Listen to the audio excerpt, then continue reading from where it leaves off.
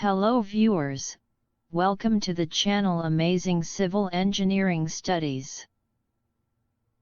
In today's video we are going to discuss about what is Standard Proctor Test and his detail. Procedure for Standard Proctor Test, SPT. Standard Proctor test is used to determine the compaction of different types of soil and the properties of soil with a change in moisture content. Standard Proctor test theory. Compaction is a type of mechanical stabilization where the soil mass is densified with the application of mechanical energy, also known as compactive effort. The mechanical energy may be produced by the dynamic load, static load, vibration, or by tamping.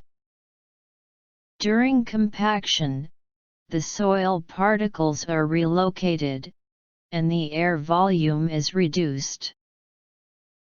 The closer together these particles are, the more stable the soil. After the engineers have classified the type of soil and the load-bearing needs of specific areas within a project, they can calculate the required density of the soil for each area. The required density is the degree to which a soil needs to be tamped down to make it as solid as it was in its original state. This requirement is usually expressed as a percentage, with 100% representing the maximum possible compaction. The compaction test, called the Standard Proctor test, determines how much soil can be compacted. That figure will be used as a guideline throughout the project. The in-place material must be compacted to a certain percent of the proctor. Testers fill a cylindrical steel mold, 6 inches in diameter and 7 inches deep, with the material in 3 separate layers, or lifts. Each lift is compacted by 25 blows from a 5.5 pound, 2-inch diameter hammer falling from a distance of 12 inches.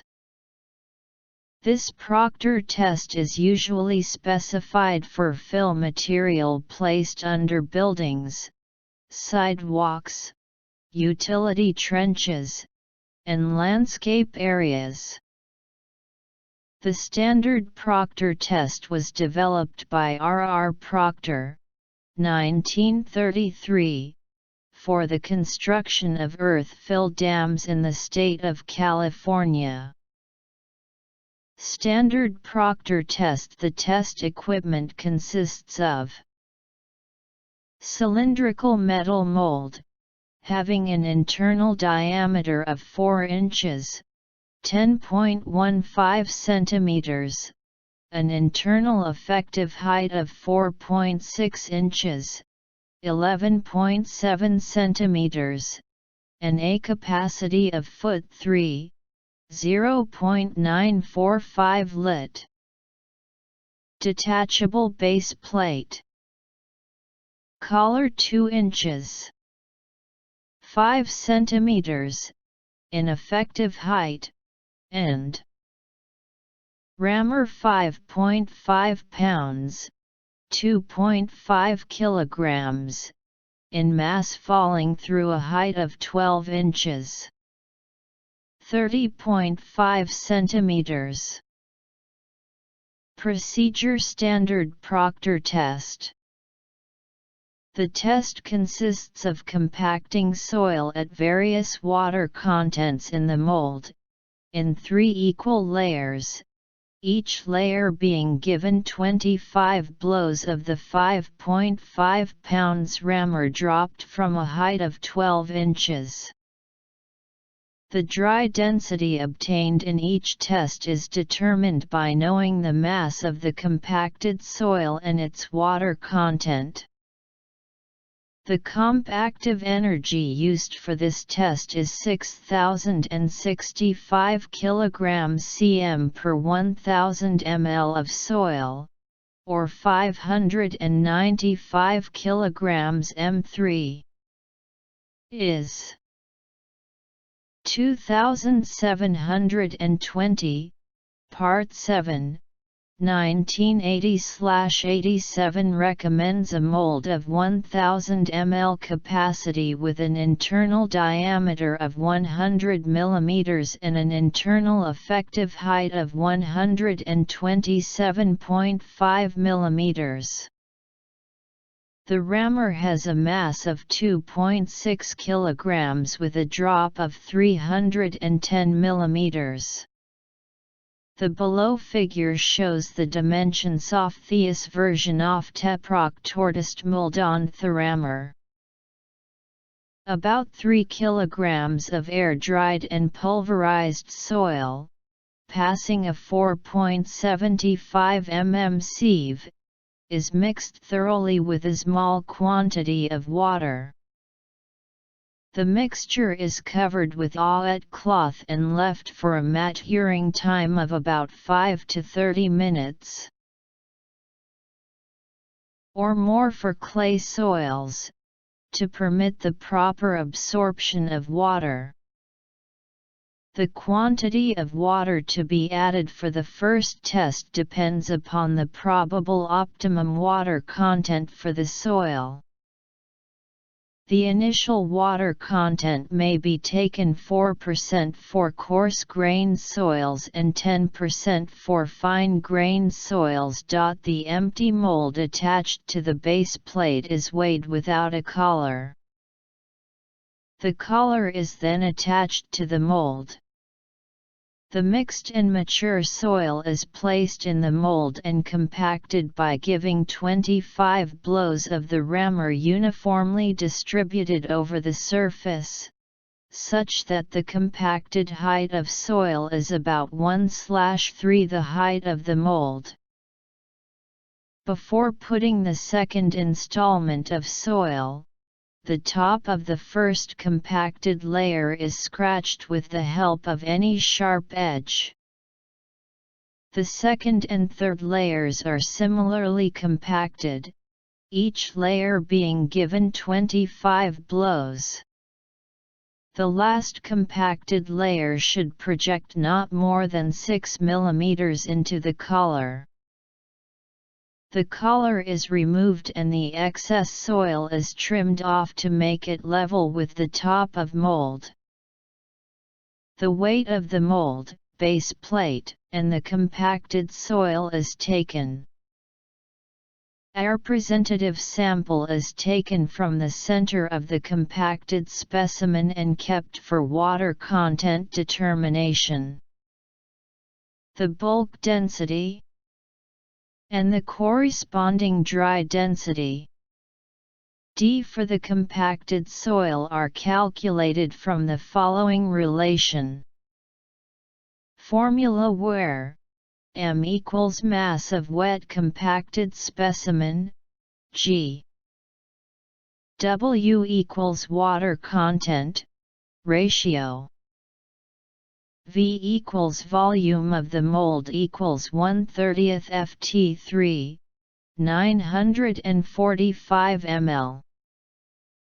The compacted soil is taken out of the mold, broken with hand, and remixed with raised water content, by 204%.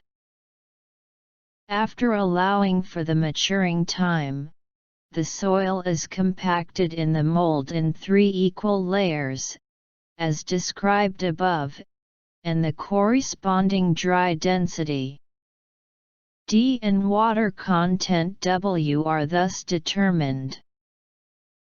The test is repeated on soil samples with increasing water contents, and the corresponding dry density D obtained is thus determined.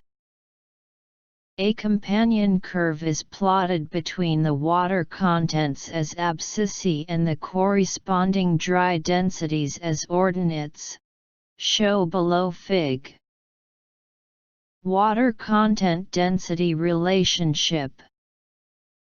The dry density goes on increasing as the water content is increased, till maximum density is reached.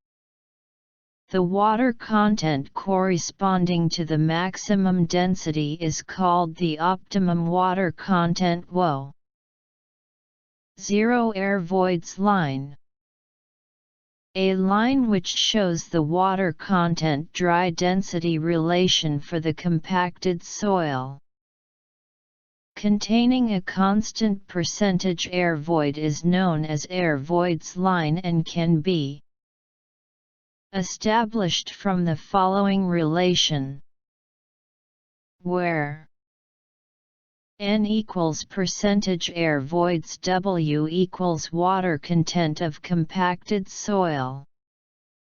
D equals dry density corresponding to W. W equals density of water equals 1 gram cm3. W equals water content of compacted soil. G equals specific gravity. The theoretical maximum compaction for any given water content corresponds to zero air voids condition, Na equals 0.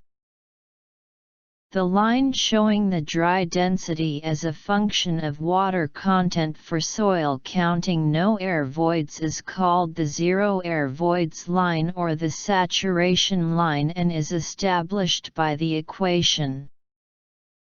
Alternatively, a line showing the relation between water content and dry density for a constant degree of saturation is established from equation.